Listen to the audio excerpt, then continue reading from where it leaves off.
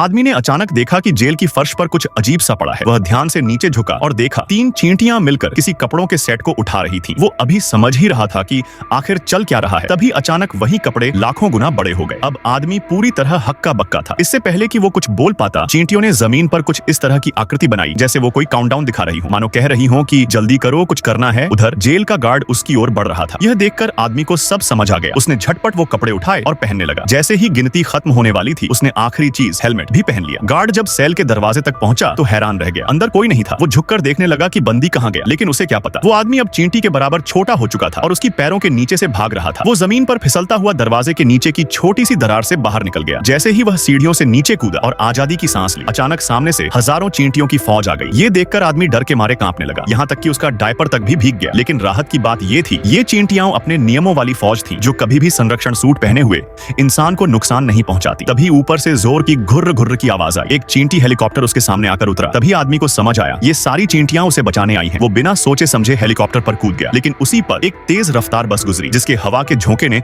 उसे उछालकर बस के अंदर फेंक दिया। वो सीधे एक महिला के बालों में आ गिरा। फिर महिला ने एक झटके में सिर पर हाथ मारा और वो आदमी अखबार पर जा गिरा। वो अभी संभला भी नहीं था कि एक और झटके में खिड़की से बाहर उड़ गया।